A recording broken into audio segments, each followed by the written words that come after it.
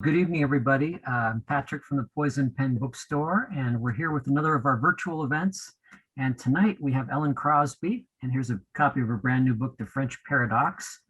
And we still have a number of signed copies. You can see that.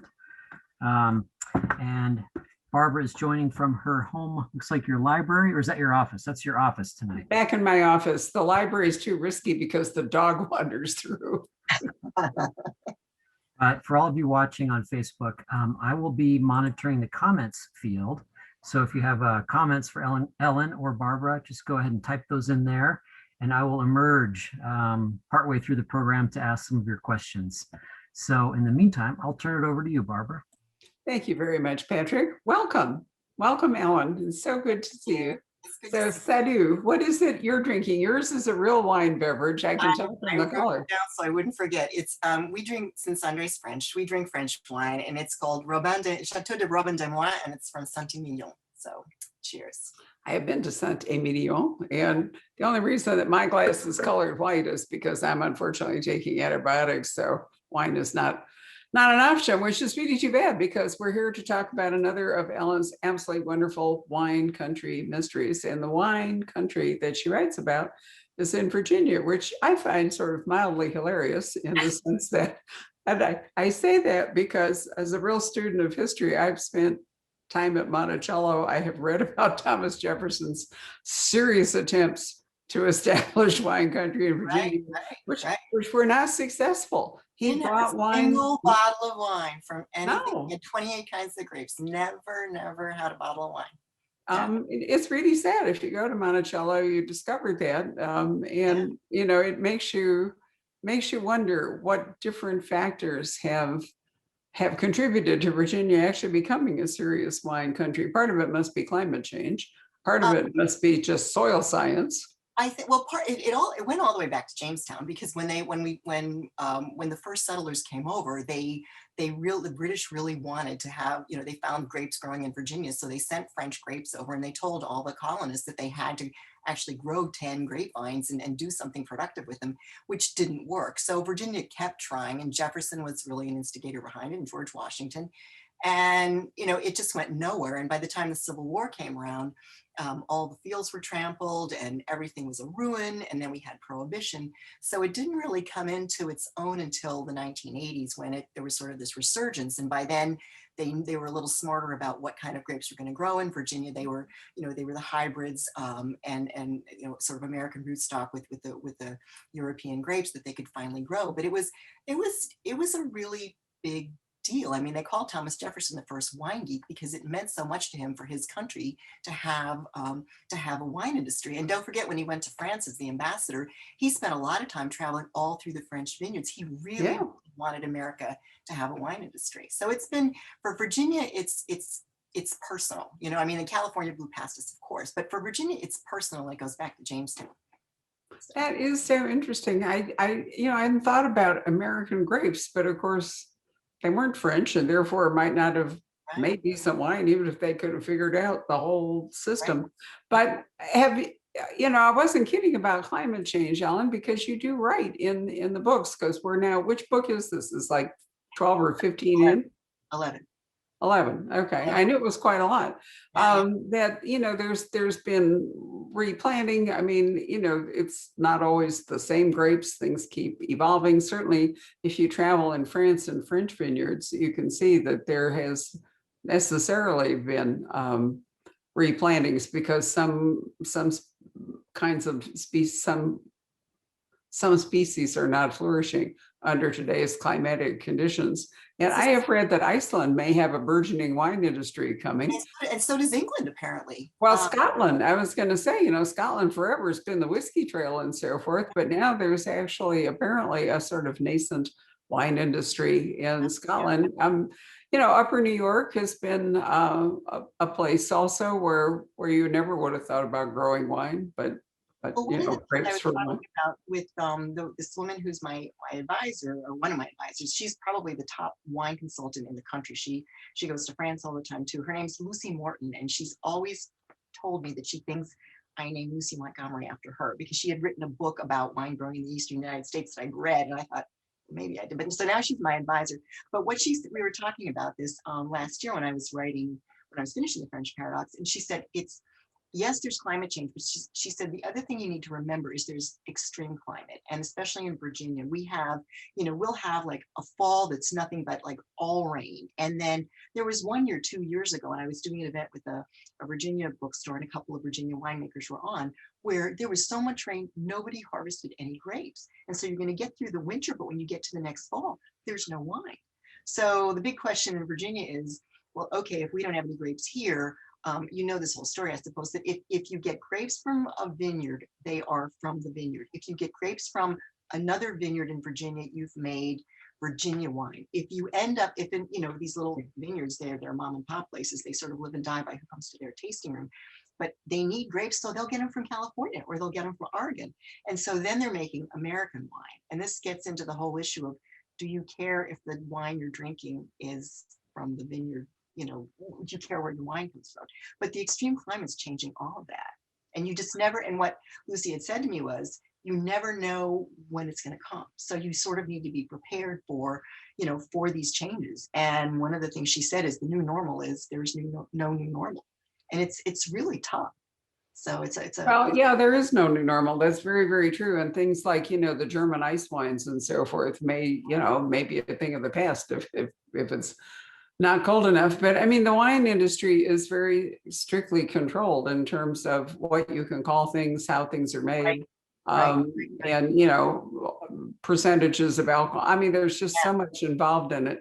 And you're right. I mean, something generic like American as opposed to a state bottled where it has to be, much more specific. I've traveled a lot in New Zealand, which I think is a wonderful wine country. And in fact, the first time we were there, I loved it because here in Scottsdale, there's subdivisions will spring up where somebody buys an old horse ranch and then they'll stake out property that you can buy, for houses. So you'll see like 16 lots for sale for individual or developer purchase or something on the former Arabian Thoroughbred Ranch. In New Zealand, it was never for houses. You would go by and there would be, it was all for wine. So, you could buy like how many hectares for wine. And I'm not even sure that in some cases it wasn't quite strict about if you bought it, what you could grow. Yeah. As opposed to, you couldn't just buy X amount of and then put in whatever you felt like. So the wine industry is quite controlled. And that's been part of the mysteries. But in this book, The French Paradox, let's get to that. Why not? That's why okay, let's talk about it. In point of fact, the wine is not the critical plot element. It is, believe it or not, Jackie Kennedy, who really is the focus of this book. And not just Jackie Kennedy, but one of my favorite painters ever, Madame Vijay Lebron, who was a painter in Versailles at the courts of the Louis and Marie Antoinette. So I find this book really interesting because you managed to tie Marie Antoinette and Jackie Kennedy to a winery in Virginia. Well done. That was hard, I have to tell you. Well, first of all, Jackie used to come to Middleburg, so that was sort of easy. I always knew I was going to write about her. She used to go there to ride and hunt as far back as the days when her husband, when JFK was president. But I didn't know how I was going to tie them together. And have you read a book called The Lost Vintage by Anne Ma? Mm-hmm. So she's a friend of mine, and I didn't know how I was going to tie. I have a friend who was on the board of the National Museum of Women in the Arts, and she had said to me, have you ever thought about writing about the lost mistresses, these women who were as famous as the old masters, sorry, not the old mistresses, and it was intriguing, and I knew I wanted to write about Jackie, and I thought, well, how could I combine them? And then Anne wrote this article for the New York Times travel section, just as I was kind of trying to figure out how I was going to make my connection, on Jackie Kennedy's junior year abroad in Paris in 1949, right after the war. And Jackie went over to study art history, and I thought, oh, well, that's interesting. And so in those days, the old mistresses weren't famous. They weren't well known. You could pick up their paintings anywhere for, like, as the French say, 12 for rien, 3 times nothing. And so I thought, well, what if, Jackie, who had this very discerning eye and was so, becoming such a francophile, what if she found some of these paintings in one of the bouquinistes along the Seine and bought them, and then they became famous, and then they're going to be donated to the National Museum of Women and the Arts. So that's how I got to tie them together. And it just, but there's always the thing that I have to find that ties them together. And Anne's article was the thing. So that was how I did it. Wow, well, it was very well done. But in order to make all this work, you also had to give Jackie Kennedy a romance, or at least a deep friendship, let's say, which naturally ties into Lucy Montgomery's family. In fact, her grandfather. Right. So I thought that was, nobody can disprove it, even if there's no concrete evidence it does exist. Right? I had to age her grandfather. Her grandfather is actually based on my husband's uncle, who was all these people. He was in the French resistance, the Resistance. I aged him a little bit, but he was in the French diplomatic corps. He was quite a Renaissance man, and he was really fascinating. So her grandfather was always based on my husband's uncle. And it just wasn't a stretch to imagine that he would have met Jackie. My mother-in-law knew Jackie. His sister knew Jackie when she used to come to New York to see all the French couturier, all the designers who had brought their collections over. My mother-in-law worked at the French Commercial Counselor's Office in New York, and she accompanied, Jackie's French was very, very good, but my mother-in-law went with her and helped her as her translator. So yep. So we have Jackie in Paris, and obviously away from home and feeling her oats, so to speak, which is not a bad phrase for Jackie the horse lover. Right. And forming a friendship with Lucy's grandfather, and possibly definitely picking up paintings, which she then brings back to America, right? Right. And there's actually a book that I managed to track down that I when I was doing my research, that she and Lee went to Paris. I think it was in 51, so it was like 2 years later. Their parents sent them, and they kept a diary for their mother, and it's all handwritten. And then Jackie did the most wonderful illustrations, and you can imagine it was sanitized because it's going home to mom and everything, so they didn't say everything they got up to. But it's been published, and it's called One Special Summer, and it's this charming book with Jackie's illustrations in it. It's really lovely. But as I was going forward, I thought, well, how am I going to tie all of this together? And I've always been really interested in her years as a book editor. And that was one of the things she was really, where I think she found the most fulfillment in her career. And she was 20 some years as a book editor at Viking and Doubleday. And she, in fact, edited a book of letters between Marie Antoinette and her mother, Maria Theresa of Austria. And she had such a love of France. She was the editor of a book of Paris at the end of World War II. And so it was just really kind of easy, again, to sort of bring her love of all things French. And she brought the Mona Lisa to America, as you know. So it was very easy to tie the art together and Jackie and my plot. So I love doing that. I didn't realize, I kind of knew it, but I hadn't really focused on it, how much time Jackie spent in Virginia. Virginia horse country. She did. Yeah. But so that's another key part of your book is, why would all this be in Virginia? And the answer was that Jackie spent so much time. Did she have an actual estate there, or was she a guest? Yes and no. So they first came over, and the story is that there was no Catholic church in Middleburg in those days, so they built one for Kennedys.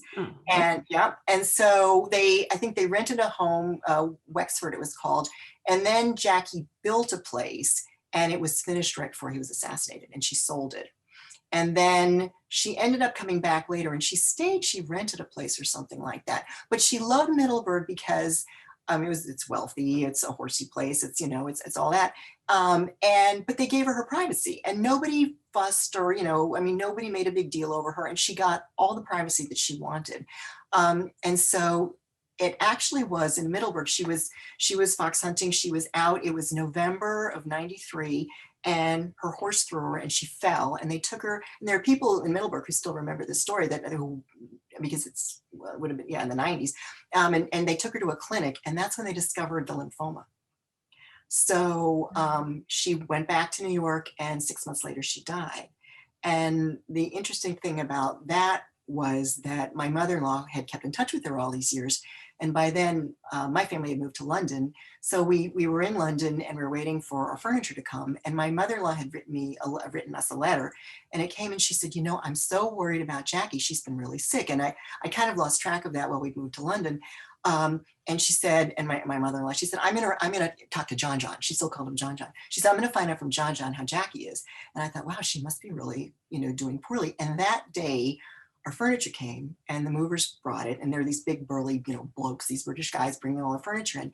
And it made the BBC News that she had died. And I will never forget all of the movers crowding around the radio and of the cab of the truck, sobbing. They were so upset. And I had no idea what an impact Jackie had. I mean, she was just, she was as big a sort of star, I guess, of royalty in England as she was here. And I just never forgot the sight of these men just devastated that she had passed away. So Middleburg loved her. And there is, to this day, there's a wonderful little pavilion in the center of town. Middleburg is very tiny, but it's near the guest house, or the visitor center, called the Pink Box. And it's just a little pavilion with a little garden. And it's a place that you would have imagined she would have liked to have gone and just sat and, read or just enjoyed being in the garden. So Middleburg's it was her place. She loved it. Well, okay. So you've managed to tie so many things back to Virginia. Where is Lucy? Where's the Montgomery estate in relation to Middleburg? It's you could pretty much throw a stone and hit Middleburg. The place where it started out to be was just literally on the outskirts of Middleburg. Middleburg is one road. It's Route 50, which as it goes through Middleburg is called Washington Street for George Washington, and on the outside it's called Mosby's Highway for a Civil War general who was known as the Gray Ghost. But Route 50 starts in Ocean City, Maryland, and ends in, I want to say, San Diego. I mean, it just goes right across the country. It's like it goes through every small town in America. And it's just a sweet little town with a traffic light and a main street and, streets that are named for the signers of the Declaration of Independence because they were friends of the man who founded the town. It's a charming little town, very, very sweet and pretty, very horsey and tweedy, a lot of Revolutionary War history and a lot of Civil War history too. So what happens? We start out and Lucy is finally going to marry. It took 6 books, right? Or 5 books, yeah. It did, right. And it was never a sure thing. But anyway, right. We know she's about to get married to, in fact, her winemaker. Right. Her brother, who has been something of a challenge, seems to be settled down. And that's good because, wasn't clear how that was going to go for a while. These are spoilers, but this is book 11, so stuck there. In any case, there's a famous landscape gardener that Lucy wants to plan the garden so it will look beautiful for her wedding. And we're in March, I think, right? And the wedding is May. So we have time for the garden to grow. And for all of you who are riveted to the gardener's world on Fridays in the UK, or suddenly discovered you have an affinity for gardening, you will like this book because the gardening part of it's wonderful. Anyhow, his name is Parker. So is he somebody that you've based on a real person, or you just made him up, or what? I made him up, but Virginia has, we have what we call Historic Garden Week in Virginia, and they call it America's biggest open house. It is the oldest garden show in America. And when I lived in London, I used to love to go to the Chelsea Flower Show. I mean, I love gardens. And so it's a really big deal. And I just, and gardens have sort of been part of the story, and it's part of farming in Virginia and everything. And so, there was a book written by a woman who was affiliated with the White House Historical Society and Association, and it was on the gardens of Bunny Mellon. And Bunny Mellon designed the White House Rose Garden, and the Mellons that Mellon family gave heaps of money, I think, to the National Gallery and everything else, but they had an estate also in Middleburg that was to die for, and Bunny Mellon's gardens were extraordinary. So basically I had my character apprentice with Bunny Mellon, who just made these beautiful gardens. And it's just such a big part of Virginia life. It's part of, the South and sort of Southern hospitality, and in Virginia, your gardens are sort of an extension of your home. And it's a really big deal here. Our gardens are really big. Well, I've been to the Virginia Garden Show, and one of the joys of Monticello, which we've already talked about, is the University of Virginia and Charlottesville, which Jefferson designed. One of the joys of it is, in fact, the gardens. Oh, especially now. It's cherry blossom season here, Barbara. It is gorgeous. It's just perfect right now. I'm sure it is. We actually have a particularly beautiful spring season in the desert, which is quite different. Instead of cherry blossoms, we have palo verde trees, which are these big, beautiful posts of yellow. Well, you've seen, no, you haven't, because you're here in November when none of this stuff is happening. Yeah. And, the cacti bloom, there's gorgeous stuff. The succulents bloom. The oleander's out. There's all kinds of things. We just had our whole garden landscaped, and it's really beautiful, but it's so different. You don't have to worry about deer and eating your garden. No, we don't. We have coyote, but they tend to want to eat protein rather than. But in any case, I think we're all more conscious right now of nature and gardening, because we've been either stuck indoors or we're sitting in our homes looking out and wondering why they don't look better, or whatever we're doing. Yeah. Anyway, so Parker Lord, who I really like, and I have to tell you, I mean, he dies quite soon. I was really, really hoping he was not going to be the instigating incident in this. I wanted him to carry on, but it was pretty clear to me that Parker was not going to survive this book very long. And he doesn't. And so he is the mystery. He is the murder. Right. Coming very early in the book, that where all these different threads are going to get pulled towards solving Parker's murder. I mean, there has to be we just had a discussion, if you were listening, I think you were, with Carol Black and Reese Bowen about the difference between thrillers and more classic crime. And one of the biggest differences that in a thriller, it's about who's going to win. You know who the good guy and the bad guys are, as a general rule, and so it's a contest to see who's going to get away with what and so forth. But in a mystery, you have to work your way towards the things that you don't know. Right. And that gets harder and harder in this series as I go along. Well, it does, and in a small place too. You are, you always run up against the Jessica Fletcher thing. But in any case, when Parker Lord dies, then the question is not just who killed him, but the why of it.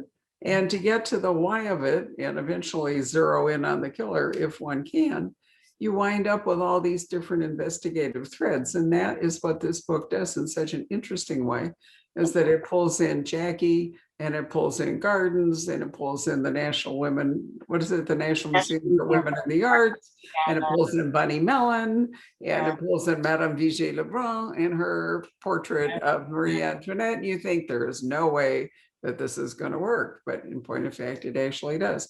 So are you a fan of Madame Vijay Lebron? I've always thought if I were going to write a biography, she's the person I would write it. I didn't know anything about her until I have to tell you my Nimwest story, until my friend introduced her. And she was one of the people who Rosemary suggested to me. So one of the very last things that we did before we knew, the pandemic started, was she said, let's go into Washington and I'll introduce you to the director and the assistant director. I was like, let's do it. So we went into Washington. It's this beautiful building, as you know. It's not on Museum Row. It's not in the mall or anything. It was used to be a Masonic building, and it's more like a hotel or something. I mean, it's not your classic museum. So we went there, and I met the director, and I met the deputy director, and the deputy director and my friend and I sat down for coffee, and we were talking, and I said, I want these paintings to go to this museum. So how would I do that? And she said, and who would be the person who we'd talk to, and how would that work? And she said, well, you'd really want her to be the curator. And I said, okay, fine. And she said, our curator is this amazing person. And she said, you got to talk to her. You got to meet her. Come back another time, and you can hear at Katie. And she said, you can spend some time with her. So this is, you know, the end of February, early March. We go home and there's no going back. So the museum closes. So I'm thinking, well, you know, it's closed. I mean, what are they doing? They probably have their feet up, you know, they can't do anything. So I wrote the deputy director back and I said, you know, could I at least talk to her over the phone? And she wrote me back and said, no, there is no way. She said, we are crazy busy. And I said, like, what are you doing? And she said, do you know how hard it is to stop all the exhibitions that are coming here? She said, we don't know where the paintings are. We don't, you know, we've got stuff that we've, you know, we don't know where anything is in the process. Everything just stopped suddenly. And we're trying to find paintings that we borrowed from people and, you know, and where certain acquisitions are. And are they in some storehouse somewhere? Are they on a freight or, you know, some ship? And where are they? She said, we are just crazy busy. And that was the end of that. So I thought, well, what am I going to do? But as it turned out, I allowed a character to be auctioned off for one more page in Arlington, Virginia. They did a fundraiser at the bookstore here. And the woman who won, it was for her best, or one of her dearest friends who was dying of cancer. And the woman, her name is Marilyn Gilbert Bernard, and she became the curator in the book.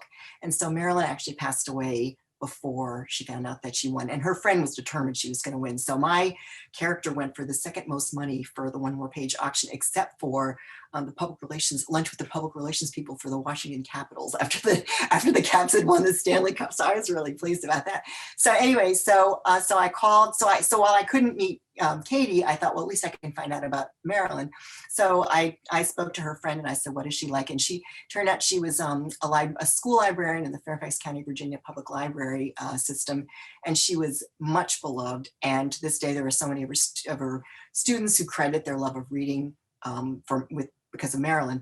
And in the book, if you've read it, Marilyn at the museum owns a Venus flytrap and has it on her desk. And whenever something's going wrong, she always will say, well, my plant hasn't eaten in 2 weeks, you know. And apparently the real Marilyn had a Venus flytrap, and she said the same thing to the students who came in. So that was how I sort of fixed the fact that I never got back to the National Museum of Women in the Arts. So well done. I like that. But why did you decide to use a Vijay Lebron portrait of Marie Antoinette? You know, again, I was doing more research. And so I started reading about, there was a book called Jackie as Editor, and I started reading about what books she'd edited. And when I found out she edited a book on Marie Antoinette, I was like, it was just sort of a no-brainer to sort of put that together. And I thought, and so what I did is I had her writing a book about Vijay Lebron and Marie Antoinette. And then that she never finished, which is when this diary ends up in this box of things that this woman, you know, her friend inherits along with the paintings. And so that's how I pieced it together. She'd actually written, you know, she'd edited the letters of Marie Antoinette and her mother. So it was pretty easy to do. Oh, that's great.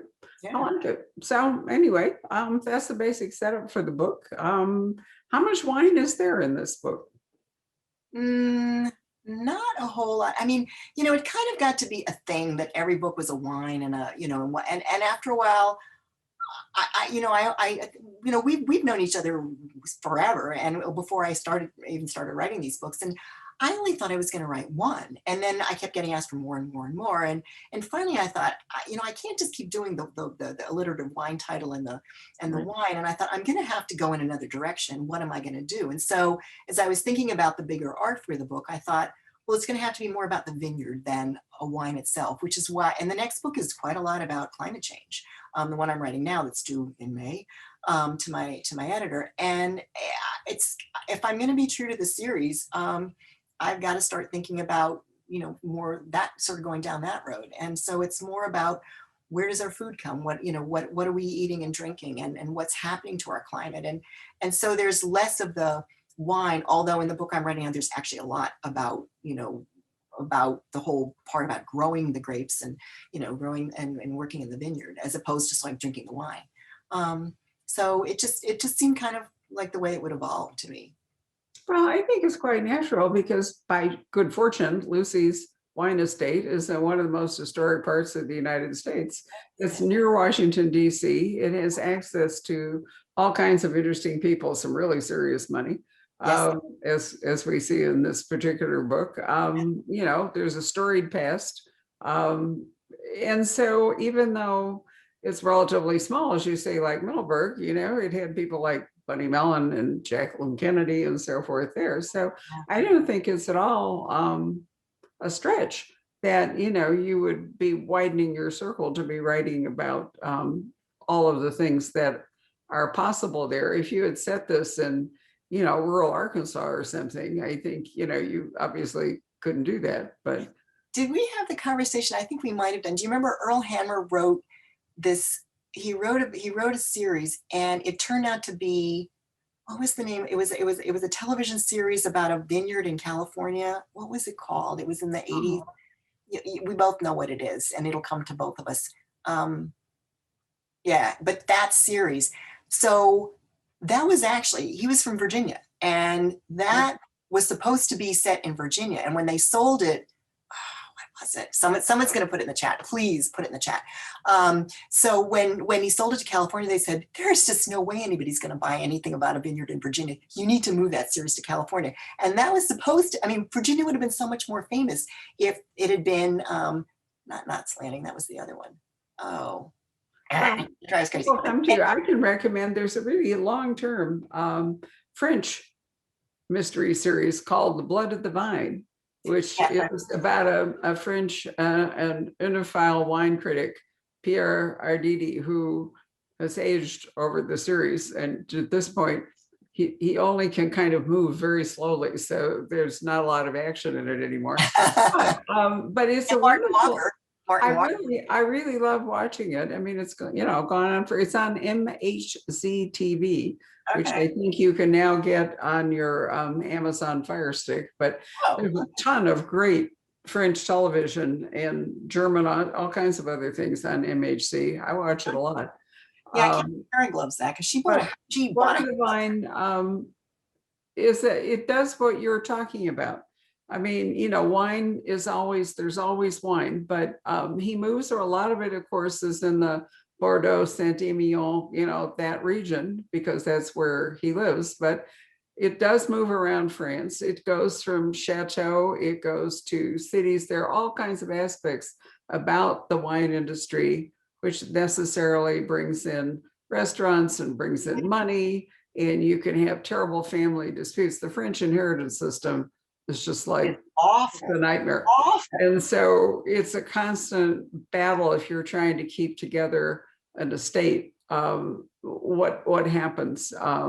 And you know, much of traditional France is breaking up, but for those who work in the wine industry in particular, I think it's hard for them to have like Louis Vuitton come in and, you know, or the Chinese, whatever. The Chinese are buying them now. The Chinese and so forth. So they're having some of the same problems that the rest of the world has, and that appropriation, you know, money comes in, and, you know, it's like the Saudi buying up London, or the Japanese buying up Hawaii, or, you know, the Americans buying up whatever. But I think that his series is a really good blueprint for what you want to do, because it varies from wine centered to family drama to embezzlement to, you know, huge mix. Do you know, I had one book that was set partly in California, and I had another book that was set partly in DC. And I heard back from a lot of people who said, well, you didn't have it at the vineyard. And I got more pushback than I thought I might have done about that, which was really interesting because they wanted it there. And I thought, you know, but that's readers, you know, trying to if you stay in Virginia, there's a lot of Virginia. Yes. There's a lot of Eastern Virginia, friends, you know. But I mean, you know, I lived in Western Virginia for a long time, and there wasn't like a lot of wine being grown up there in the Appalachian foothills, but you certainly have a big territory. And Washington is, you know, right there. So you get Washington, Alexandria, and so forth, and even on a stretch, Maryland. I mean, you know, you're Annapolis, whatever. So it's a big, I think of it sort of like tidal Virginia. You know, there's, I mean, even, you know, you can even veer down south towards, you know, Norfolk and Williamsburg, you know, you've got a big territory you could work in without necessarily then leaving the vineyard completely. And there's so much. That was the big thing that, you know, that was what, as I started to write more and more books, I thought there's only so far personally as a writer that I can go with the wine. I mean, it's Yeah. interesting, but it's not gonna, as someone who's going to spend a year sort of intellectually, kind of like doing the research and writing the book, I have to find something that engages me and then that will be interesting to my readers too. And so more and more it was like, oh, I'm a history nut anyway. And there's all this history. And as somebody who was born in Boston and grew up in New England and Connecticut, I didn't know anything about the history down here. I didn't, I sort of didn't, I mean, Northern Virginia is pretty close to Washington, but Virginia, Richmond was the capital of the Confederacy. And the book I'm writing about now is, I'm going to touch the third rail. I'm writing about the Confederate Monuments. And it's been a very tough book to write because I'll most of bet. the monuments were in Virginia.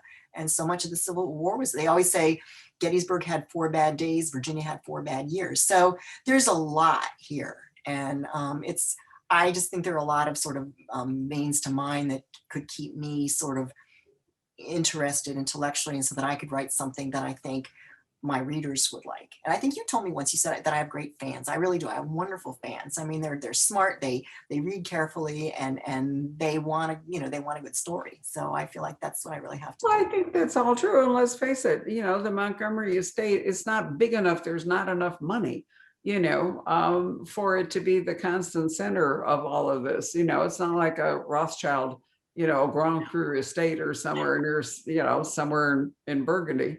Right.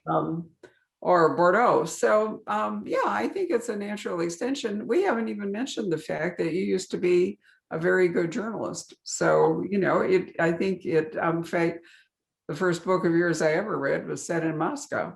Didn't have anything to do with the wine industry. You wrote, I'm trying to remember, was it 2 before you began to write the wine books? I wrote Moscow Nights, which was a standalone, and it was published. Right. It's now published over here. But and then my British literary agent wanted to know what I wanted to do next. And we were living in London, and we had come home for the summer, and we had a friend who was he was Mr. Virginia, and he thought that, Andre was French, and he thought we should see the Virginia vineyards. And Andre was like, why? I mean, we've seen the French vineyards. I mean, why would you want to do this? And so we went, and we came back, and I just fell in love with the setting, because Virginia is beautiful. I mean, it's a really, really beautiful place. Yeah. And so when I got back, I was talking to my agent about it, and she said, that'd be a great setting for a book. And I was like, yeah. And I said, well, the next book I want to write, I want a foreign setting. And she said to me, and I've told the story a million times, she said, Ellen, you live in England, Virginia is a foreign setting. And I thought, yeah, it's kind of hard to argue with that. So I said, all right, I'll write one. And then I came back to America, and Dominic, my agent, picked me up, and he said to me, well, of course it has to be a series. And I was like, of course it does. I mean, what are you going to say at that point? So I wrote 2, and then they wanted 2 more, and then they wanted 2 more. And then at the end of 6, I thought, I have written to the edge of the page here. So I wrote 2 books about a journalist, again, a photojournalist. And then the series moved to Minotaur, and they were like, we like the wine books. So I wrote 4 for them, and now it's moved again, and they wanted 2 more. So, one does what one does. Well, it is what one does, but the 2 that you wrote in the middle of all this that you just pointed out, there's a ton of history in them. I mean, in the sense that, I don't remember the name of one of them, but certainly. And Ghost Image. Okay, but in point of fact, you could really have pulled out all of that history and dropped it into a wine country mystery if you. I probably could, because there was a garden, and it was all about gardening. It was all about gardening. Yeah. So. No, I think that's your natural bent, so to speak. But in any case, being a journalist by training allows you, I think, to pursue complicated plots like this with history and so forth in a way that maybe would be more difficult for other writers. But I've always enjoyed following you wherever you want to go. So thank you very much. It's really been a pleasure. So we do have a few autographed copies of The French Paradox left, but Ellen's new publisher is located in England. And for those of you who've been a little bit puzzled about the supply side, the difficulty is that they're printed, and then they have to float by boat to get here. And so it does lead to, well, we've all just lived through the Suez Canal thing. So you can see that it only takes one ship to not float, and then things go. They're on the 3rd printing. They've had to do 2 more printings. Wonderful. But anyway, you just need to be patient if you are purchasing a book by this publisher in the United States because their primary publishing is in England. So Right. I've had this conversation with many American authors who have signed up for them and then are surprised by how it goes. So I warned Ellen. Yes, And you did. anyway, we're fine. So let me call Patrick back up and see what he might have to say. Well, it's funny. A few people have identified the television show that you were thinking Oh, of, what was it? Falcon Crest. That's right. Yep. Isn't that great? Everybody has a phone but us because we look stupid if we're on the wire. That's right. Yes, thank you all. Let's see. Someone named Gasper asks. Oh, he wrote me today. Yeah, it's a great name, Gasper Genovese. Yep. Great name. In Vineyard Victims, Lucy was thinking of going to a doctor for her leg, but nothing was mentioned in the next two books. Does she in this book, or will she in the future? She is disabled, and I've kind of gone back and forth about what I might do about this. My husband had a similar disability, and he actually, I think I brought all that up around the time that he had some pretty amazing surgery to rebuild his foot, and it was like the Bionic Man. So I think that's kind of where that came from. But if you'll notice, if you read carefully, her brother has a fiance who later becomes his wife, who's a physical therapist who deals with this sort of thing. So I've kind of just left some unwoven threads there. So that's the answer is maybe. Yes, that's right. Right. Jim Collins, who you may know. Oh, he's another friend of mine. Okay, we went to school together. He says, hi, Ellen. I hope everyone at your house is well. As always, I'm so impressed by the amount of research you do. Do you spend more time on the research than on the actual writing, or how do you balance the two? I could probably spend almost all my time on the research because I love it. But what I used to in the old days was I always started at the library, and this book I haven't been able to, but I start reading, and then I start kind of, blocking things out and laying the plot out. And then I go back and do more and more research. And then I sort of find the people I want to talk to, the experts, and I try to save them for the end so that by the time I'm talking to these particular people, I'm asking sort of the smart questions, like that I've done my homework and that they're impressed enough that they'll talk to me and tell me things. And Barbara, you probably heard this from so many authors, I have so missed being able to go out and talk to people. This has been really hard. Kara, I don't know if Kara told you, we were talking the other day when I interviewed her at the Virginia Book Festival. She hasn't gone to Paris, and Debs Crombie hasn't gone to England, and they are really suffering. So not being able to get out has been tough. So I do a lot of research. There's the internet, there's the phone. I read, but I really, really like getting out and talking to people, and I find I get a lot of energy from that. So I went to Jamestown, I went to the Folger Library for, a couple of books ago. I mean, I like to go to all the places where I write about and get that kind of, energy off them, and get sort of all the sensory information that you can, that you get from it. But at some point you have to sit down and write. And I take a ton of pictures. I take so many pictures. Well, you mentioned Deborah Crombie, and guess who's watching? Hello. Hello, Deborah. Hey, Deb. No question. She just says hi. Hi back. Let's see. A lot of people are just saying they love all of your wine mysteries. Deb says, I love the Sophie Medina books. Oh, thank you. Me too.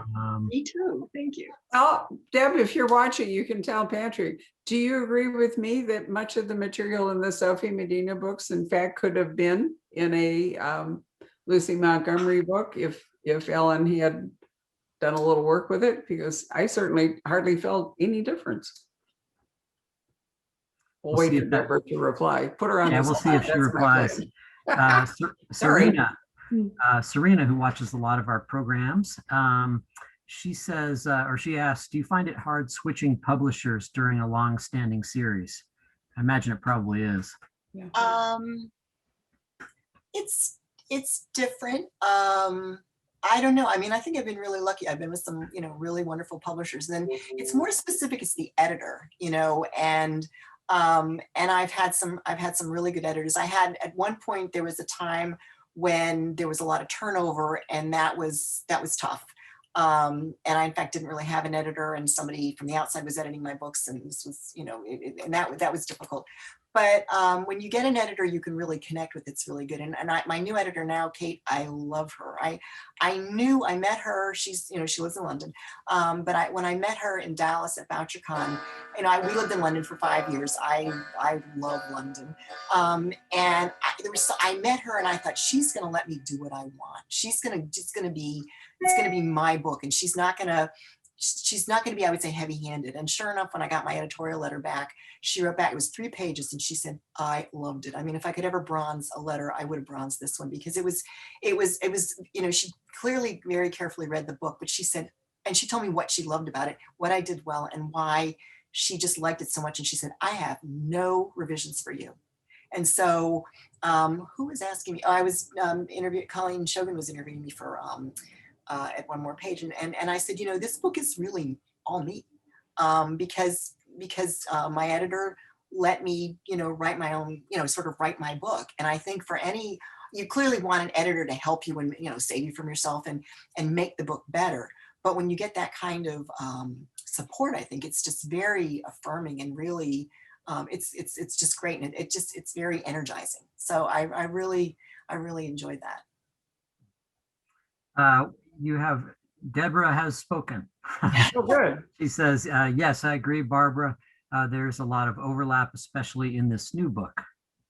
Yeah, exactly. This one I think is the closest to the Sophie Medina book that I was talking about. All the French stuff.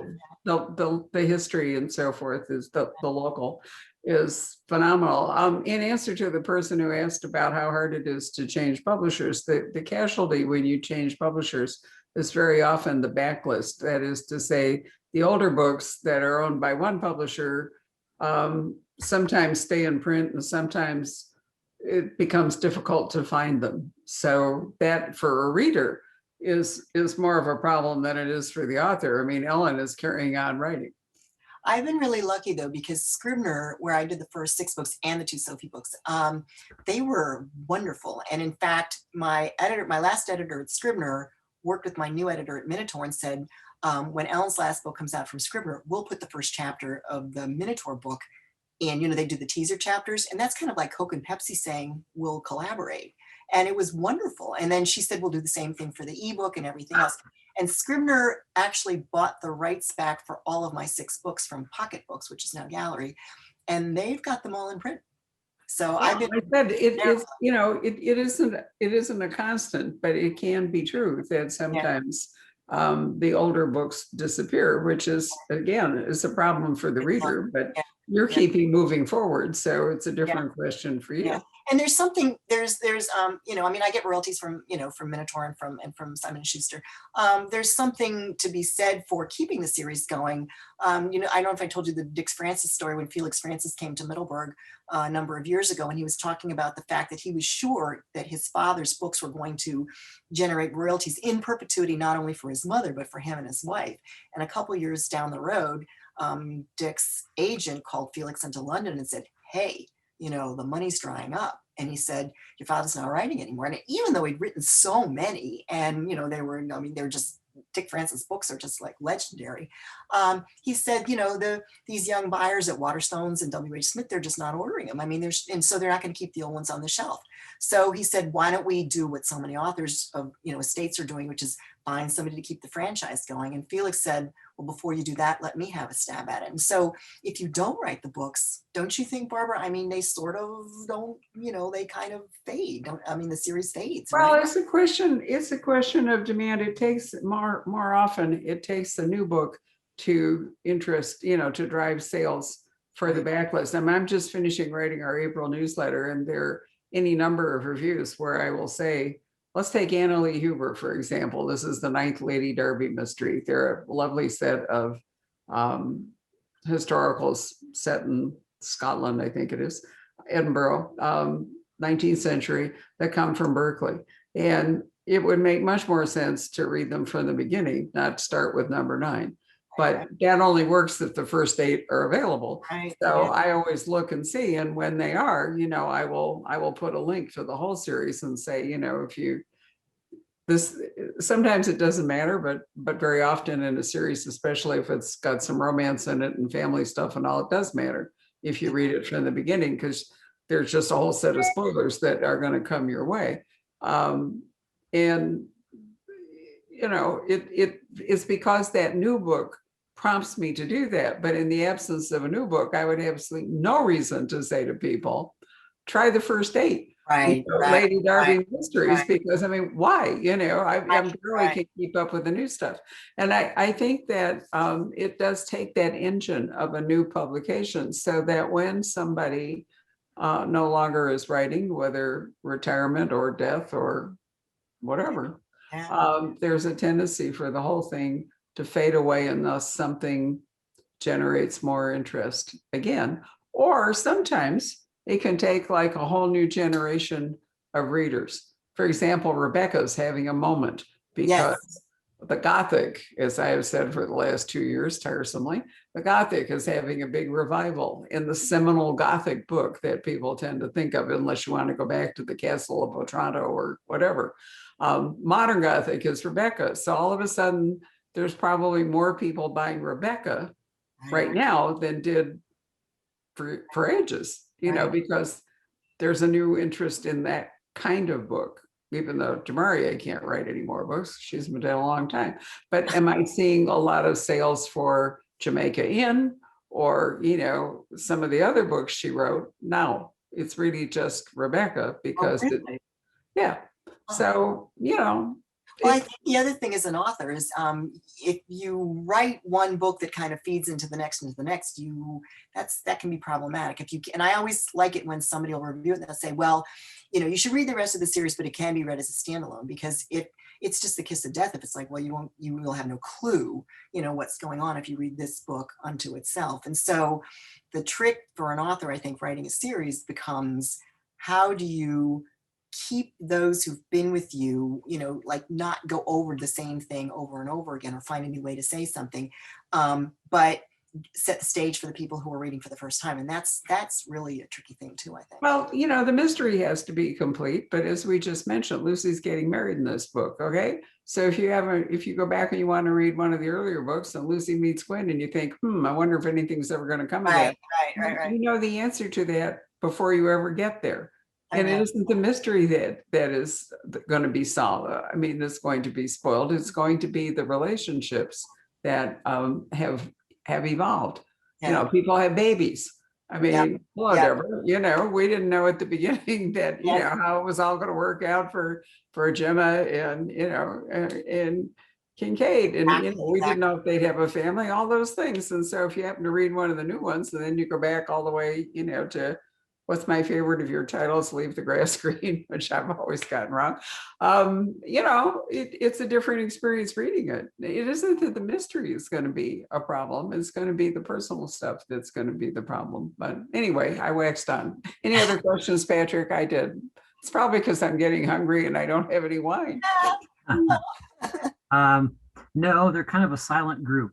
I think we've kind of covered just about everything. It was wonderful to hear from all of you. Thank you so much. And Ellen, it's always a pleasure. I wish this were in person, but I'm so glad we could do it this way. Are you going to come to Washington when this is all over and have your event? That you're going to come to the Library of Congress and the National? Yep, I need to visit the family books. There's a new Rosenwald librarian whom I have not met, but we've corresponded. And I'm hoping Catherine Neville will still want to have a party for the Library of Congress Crime Classics, which would be fabulous. So many things to do in Washington. There's a gorgeous new book out from the Smithsonian about his gem collection that just absolutely knocked me on my socks and reminded me that if I go to Washington, I'm definitely going to go visit the fabulous gems at the Smithsonian. So we'll see. In any case, good night, everybody. Thank you for joining us. Enjoy the rest of your evening. Thank you, Ellen. Thank you, Patrick. Good night.